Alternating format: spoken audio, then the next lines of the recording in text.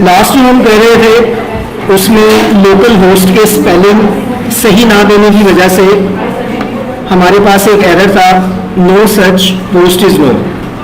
अगर आप किसी एरर को, जो कनेक्शन एरर है, इस मेथड के जरिए प्रिंट करवाते हैं MySQLi_connect_error, तो बजाय इसके कि हमें सिर्फ एक मैसेज मिले डेटाबेस कनेक्शन फेल, हमें प्रॉपर रीजन मिल जाएगी कि डेटाबेस कनेक्शन जो है वो क्यों फेल हो रहा है।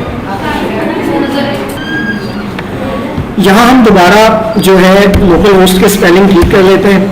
अब इतना सिलसिला हमारे पास ठीक था। अब नेक्स्ट हम वर्किंग स्टार्ट करते हैं, ओरिजिनल जो हमने काम इसमें करना है।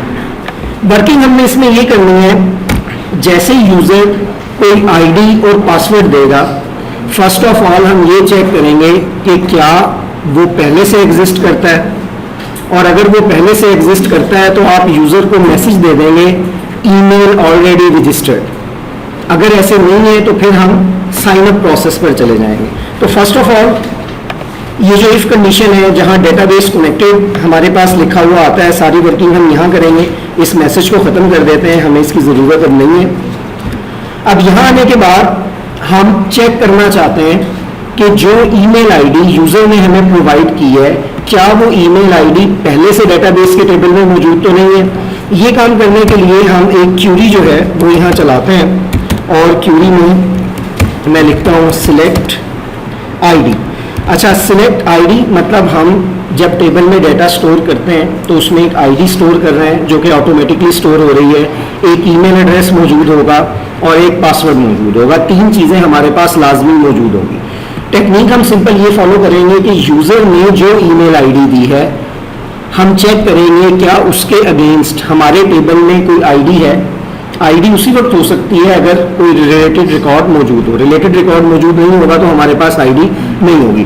तो हम सिंपल यहाँ लिखते हैं कि सिलेक्ट आईडी फ्रॉम यूजर्स, और यूजर्स में हम आईडी कहाँ से चेक करना चाहते हैं, वेयर ईमेल, जहाँ जो ईमेल है, ये इस ईमेल से मुराद हमारे पास क्या है कि डेटाबेस में जो टेबल हमने बनाया हुआ है उस टेबल में जो फील्ड है ईमेल के नाम से, ये वो ईमेल है। यहाँ हम इसे कंपेयर करते हैं जो यूज़र ने हमें ईमेल दी है। यूज़र ने जो ईमेल दी है वो आपके पास इस तरह से चेक की जा सकती है। इसे हम लिखेंगे सिंगल कोट्स में।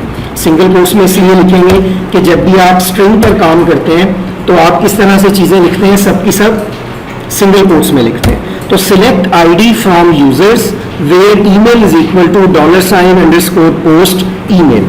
अगर तो जो ईमेल यूजर ने दी है उसके रिगार्डिंग हमारे पास कोई रिकॉर्ड एग्जिस्ट करता होगा तो आपके पास बेसिकली क्या होगा, इस क्यूरी में कोई ना कोई वैल्यू रिटर्न होगी।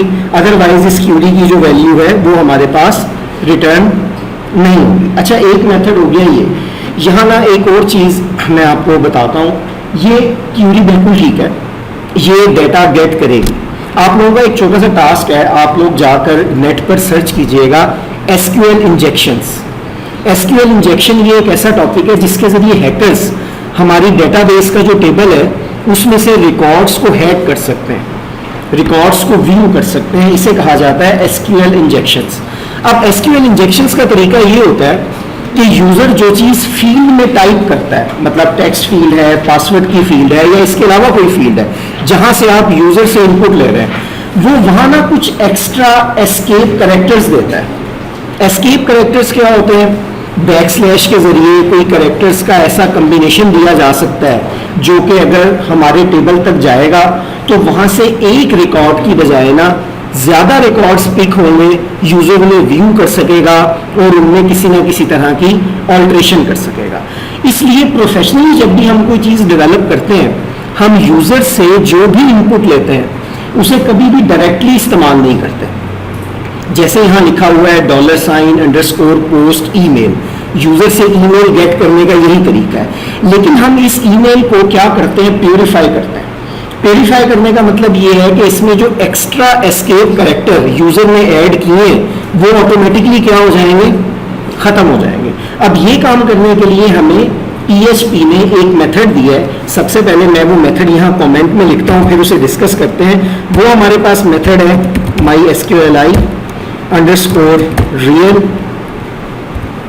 Underscore escape underscore string. No doubt method हमारे पास लेंथी है, एक दो बार आप इसे टाइप करेंगे यूज टू हो जाएंगे। और इसकी ब्रैकेट में हम वो स्ट्रिंग या डेटा दे देते हैं जिसे हम चेंज करना चाहते हैं। ये जो मेथड आपके सामने हाईलाइटेड है, अच्छा इसका ये कमेंट खत्म करते हैं, कलर चेंज हो जाएगा। ये मेथड है MySQLi, मजीद इंक्रीज कर दूं। अब ये हमारे पास मेथड है MySQLi underscore real underscore escape underscore string. ये मेथड क्या करता है कि जो भी स्ट्रिंग आप इसके पैरामीटर्स में देंगे, ये उसमें से एक्स्ट्रा एस्केप सीक्वेंसेस को खत्म कर देगा, और सिर्फ जो हमारा ओरिजिनल डाटा हो सकता है किसी ईमेल का, जैसे ईमेल आईडी होती है @ का साइन, फिर हमारे पास एक टॉप लेवल डोमेन होती है, ठीक है, यही हमारे पास सिर्फ लिखा हुआ आएगा। इसके अलावा बाकी सारी की सारी चीजें क्या कर दी जाएंगी, इग्नोर कर दी जाएंगी। तो जो क्यूरी हमने वहां लगाई है, उस क्यूरी में ये जो लिखा हुआ है ना $अंडरस्कोर पोस्ट और ब्रैकेट में ईमेल, ये चीज हम इस मेथड में यहां पास कर देंगे स्ट्रिंग की जगह। तो इसका एडवांटेज ये होगा कि हम जो यूजर की इनपुट इस्तेमाल कर रहे हैं वो इनपुट प्योरीफाई होकर इस्तेमाल होगी, किसी किस्म का जो एक्स्ट्रा एस्केप कैरेक्टर है वो हमारे पास इसमें इंक्लूड नहीं होगा। And I repeat, upper query बिल्कुल ओके है, उसमें किसी किस्म का कोई प्रॉब्लम नहीं है। लेकिन अगर कोई हैकर आपके सिस्टम को अप्रोच करना चाहता है और आपने अपना सिस्टम बनाते हुए इस टाइप की क्यूरीज लगाई हुई है, तो हैकर के लिए बहुत आसान है, वो आपके डेटाबेस को गेट कर सकता है, ऑल्टर कर सकता है, एटसेट्रा एटसेट्रा, काफ़ी काम किए जा सकते हैं। तो अब यहाँ जो मैंने सिंपल लिखा हुआ है $अंडरस्कोर पोस्ट, इसे मैं ख़त्म कर देता हूँ। अब मैंने लिखना है वेयर ईमेल इक्वल टू ये मेथड का नाम, और इस मेथड के अंदर मैं क्या पास कर दूंगा, $अंडरस्कोर पोस्ट ईमेल।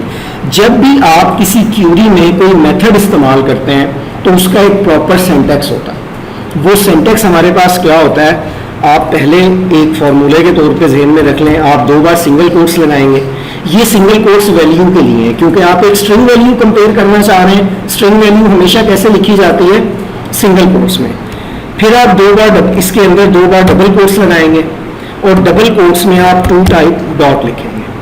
ये हम पहले इसलिए लिख लेते हैं, अगर मैं सिर्फ लिखता हूँ ना सिंगल कोट, डबल कोट और एक डॉट, इसके बाद सारा मेथड लिखता हूँ, तो हो सकता है मेथड खत्म होने के बाद मुझे दोबारा से ये लिखना याद ना रहे। तो पहले हम क्या लिखते हैं, सिंगल कोट्स, उनके अंदर डबल कोट्स और फिर 2 बार डॉट। अब इस दोनों डॉट्स के दरमियान हम उस मेथड का नाम लिखते हैं जो मेथड हम इस्तेमाल करना चाह रहे हैं। तो जब भी आप क्यूरी में PHP के किसी बिल्ट इन मेथड को इस्तेमाल करेंगे तो वो मेथड इस्तेमाल करने के लिए आपको इस तरह का सिंटैक्स फॉलो करना होगा। अब यहाँ हम उस मेथड का नाम लिखते हैं MySQLi underscore real underscore escape underscore string। अब इस मेथड के 2 पैरामीटर्स हैं। जो भी मेथड PHP का MySQLi से शुरू होता है ना, उसका पहला पैरामीटर कनेक्शन का ऑब्जेक्ट होता है, जो हमने कनेक्शन का बनाया हुआ है ना डेटाबेस से कनेक्टिविटी के लिए। अगर उसमें एक पैरामीटर आना है तो वो यही आएगा, कनेक्शन का ऑब्जेक्ट, और अगर 2 आएंगे तो उनमें से एक हमारे पास क्या होता है, कनेक्शन का ऑब्जेक्ट होता है। तो सबसे पहले हम यहाँ लिख देंगे $कनेक्शन, और अब यहाँ जो हमने दूसरी वैल्यू यहाँ लिखनी थी वो इसमें पास्ट कर देंगे, मतलब $अंडरस्कोर पोस्ट, और यहाँ पोस्ट में हम लिख देंगे ईमेल। ये मेथड लिखने की रीज़न आपको समझ आ गई कि क्या है, एक्स्ट्रा एस्केप कैरेक्टर सब के सब क्या हो जाएंगे, ख़त्म हो जाएंगे। तो यहाँ से मैं इसे ख़त्म कर देता हूँ, जस्ट समझाने के लिए मैंने आपको ये लिखा था। अब ये क्यूरी एग्जीक्यूट होगी तो यूज़र ने जो ईमेल आईडी दी है, अगर वो ईमेल आईडी पहले से मौजूद हुई तो हम जो इसका रिजल्ट नाम का वेरिएबल बनाएंगे उसमें यकीनन कोई ना कोई वैल्यू रिटर्न होगी, अदरवाइज उसमें कुछ भी रिटर्न नहीं होगा। और क्यूरी को एग्जीक्यूट करने के लिए हम क्या मेथड इस्तेमाल करते हैं, एक वेरिएबल बनाते हैं, उसका रिजल्ट स्टोर करने के लिए इक्वल का साइन, और मेथड यूज़ करते हैं MySQLi अंडरस्कोर क्यूरी। और ये मेथड भी क्योंकि MySQLi से स्टार्ट होता है, तो सबसे पहली चीज़ जो आप इसमें देंगे दैट विल बी कनेक्शन, और इसके बाद सेकंड वैल्यू जो इसमें दी जाएगी वो हमारे पास क्यूरी होगी। सिलेक्ट की क्यूरी जब आप चलाते हैं, डेटाबेस हुआ PHP में हो या सिंपल डेटाबेसेस में हो, आपको एक्चुअली रिटर्न क्या होता है सिलेक्ट की क्यूरी से, रोज रिटर्न होती है। एक टेबल में हमारे पास जो रोज है, सिलेक्ट की क्यूरी में हमें क्या चीज़ रिटर्न होती है, रोज रिटर्न होती हैं। तो यहाँ अब हम चेक करते हैं इफ हमारे पास जितनी भी रोज हैं अगर वो एग्जिस्ट करती हैं, हम यहाँ लिखते हैं MySQLi अंडरस्कोर नंबर। अब हमारे पास चेक करने का तरीका क्या होता है, हम लिखते हैं एक मेथड यहाँ भी हम इस्तेमाल करते हैं, बिल्ट इन मेथड। स्टूडेंट्स भी अटेंटिव। बिल्ट इन मेथड्स इस्तेमाल करने का एडवांटेज ये है कि हमारे पास एरर के चांसेस खत्म हो जाते हैं। अब मैं ये देखना चाहता हूँ कि क्यूरी चलने के बाद इस वेरिएबल में कोई रो रिटर्न हुई है या रो रिटर्न नहीं हुई, तो हम उसके लिए मेथड इस्तेमाल करते हैं MySQLi अंडरस्कोर नंबर अंडरस्कोर रोज। ये एक मेथड है और इस मेथड में हम पास कर देते हैं रिजल्ट का वेरिएबल। ये वो वेरिएबल है जिसमें सारी रोज रिटर्न होंगी क्यूरी चलने के बाद, और ये मेथड चेक करेगा उन रोज के नंबर को। अगर वो रोज का नंबर ग्रेटर देन 0 है, ग्रेटर देन 0 का मतलब है कुछ ना कुछ रिटर्न हुआ है। जो ईमेल आईडी हमने दी अगर उसके रिगार्डिंग हमें डाटा रिटर्न हो गया तो इसका मतलब वो ईमेल आईडी पहले से एग्जिस्ट करती है, और अगर उस ईमेल आईडी के अगेंस्ट हमें कोई भी डाटा रिटर्न ना हुआ तो इसका मतलब वो ईमेल आईडी पहले से एग्जिस्ट नहीं करती। तो अगर ग्रेटर देन 0 है तो हम यहाँ यूजर को मैसेज प्रिंट करवा देंगे कि ईमेल ऑलरेडी रजिस्टर्ड। यहां तक बात सबको समझ आ गई। अब आते हैं एल्स में। एल्स उस वक्त एग्जीक्यूट होगा कि अगर ईमेल पहले से रजिस्टर्ड नहीं है। अगर ईमेल पहले से रजिस्टर्ड नहीं है तो जस्ट आप उसे डेटाबेस में पुट कर दें, जैसे इंसर्ट की हमारे पास क्यूरी होती है। तो यहाँ फिर हम एक क्यूरी जो है वो चलाते हैं और उस क्यूरी में मैं लिखता हूँ इंसर्ट इनटू यूजर्स, और यूजर्स में हम क्या वैल्यूज इंसर्ट करना चाहते हैं, फील्ड्स के नेम है ईमेल और पासवर्ड। आईडी इंसर्ट करने की जरूरत नहीं है क्योंकि आईडी को हमने क्या सेट किया था, ऑटो इंक्रीमेंट। ऑटो इंक्रीमेंट का मतलब है कि वो ऑटोमेटिकली हमारे पास इंक्रीमेंट होती रहेगी।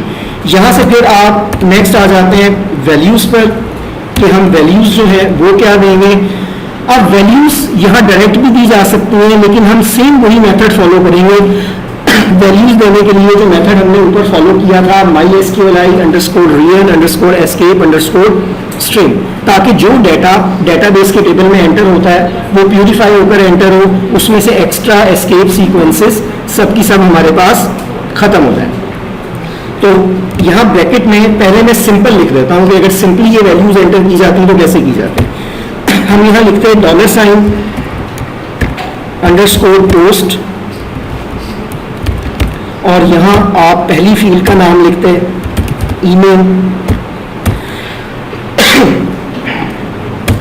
और फिर इस तरह से हम यहाँ कॉमा और फिर दूसरी फील्ड का नाम लिखते हैं एक्सेट्रा। इस तरह से ये लिखा जाता है। लेकिन अब हम यहाँ क्या इस्तेमाल करेंगे, मेथड इस्तेमाल करेंगे। मेथड का सिंटैक्स मैंने आपको बताया था, आप सिंगल कोट्स लिखेंगे 2 टाइम्स, फिर इसमें डबल कोट्स, फिर इसमें 2 टाइम डॉट लिखा जाएगा। और यहाँ अब हम लिखते हैं MySQLi underscore real underscore escape underscore string, और इसमें एज बिफोर 2 वैल्यूज पास कर देते हैं, फर्स्ट फॉर कनेक्शन और सेकंड वैल्यू जो है वो हमारे पास ली होगी $, अंडरस्कोर पोस्ट, और यहाँ ईमेल फील्ड का नाम। ये पहली वैल्यू इंसर्ट हो गई। फिर यहाँ कॉमा, और कॉमे के बाद दोबारा से single quotes, then double quotes, 2 times dot, और इसे यहाँ से कॉपी कर लेते हैं बजाय दोबारा लिखने के मेथड नेम को,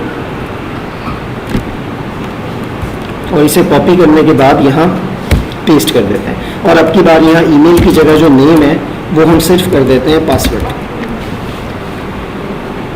SQL में हम डिफरेंट क्यूरीज लगा सकते हैं, डिलीट लगा सकते हैं, इंसर्ट लगा सकते हैं, अपडेट लगा सकते हैं। सबसे ज़्यादा जो ऐसी क्यूरीज हैं जिन्हें बहुत एहतियात से लगाना पड़ता है वो क्यूरीज हमारे पास होती हैं अपडेट और डिलीट। रीज़न क्या है? रीज़न ये है कि फ़र्ज़ करें मैं अपनी डेटाबेस में से एक रिकॉर्ड डिलीट करना चाहता हूँ और वो रिकॉर्ड ऐसा है जिसमें यूज़र का सिटी नेम है सरगोदा। अगर आप क्यूरी इंटेलिजेंटली नहीं लगाएंगे तो आपके टेबल में से वो सब यूजर्स डिलीट हो जाएंगे जिनका हमारे पास जो सिटी नेम है वो सरगोदा है। तो जब भी आप कोई डिलीट की क्यूरी लगाएं या अपडेट की क्यूरी लगाएं, उसके जो डबल कोट्स क्लोज होते हैं ना, उससे पहले लिख दें लिमिट स्पेस 1। लिमिट स्पेस 1 का मतलब ये है कि ये क्यूरी एक रिकॉर्ड पर अप्लाई होगी। मतलब ऐसे आप लिख लें, जैसे ये डबल कोट्स क्लोज हो रहे हैं, यहाँ हम लिख देते हैं लिमिट स्पेस 1। अब ये जो लिमिट स्पेस 1 है, इसका मतलब ये होता है कि इससे पहले आपने जो क्यूरी लिखी है, ये क्यूरी सिर्फ और सिर्फ टेबल के एक रिकॉर्ड पर अप्लाई होगी, एक से ज़्यादा रिकॉर्ड्स पर हमारे पास ये क्यूरी अप्लाई नहीं होगी। Limit space 1, limit space 1। अब इस क्यूरी को हम एग्जीक्यूट करते हैं, और क्यूरी को एग्जीक्यूट करने के लिए simple result equal to mysqli underscore query, और इसमें हम फिर दो चीज़ें पास करते हैं, connection and second is Curie.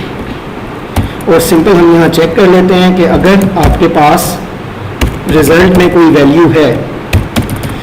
अच्छा, यहाँ मैंने मेथड यूज़ किया था mysqli underscore number of rose result, क्या वो सेम मेथड में यहाँ भी इस्तेमाल कर सकता हूँ?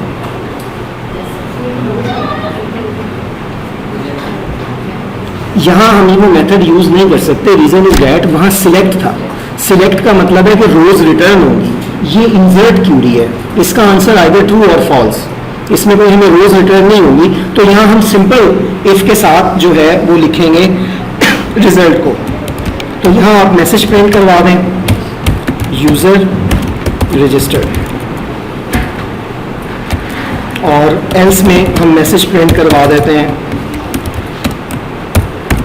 Registration failed. अब इसे एग्जीक्यूट करते हैं, और इसमें अगर कोई एरर वगैरह आते हैं तो उन्हें दूर करते हैं। फिर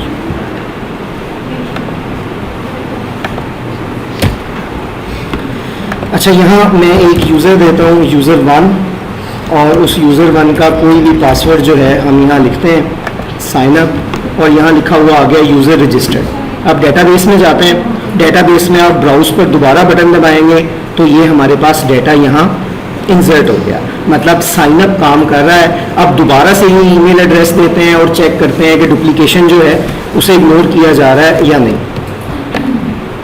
और दोबारा मैं यहाँ लिखता हूँ user 1 with any password sign up, और यहाँ हमें लिखा हुआ आ गया ईमेल ऑलरेडी रजिस्टर्ड। तो ये हमारे फॉर्म का साइन अप प्रोसेस।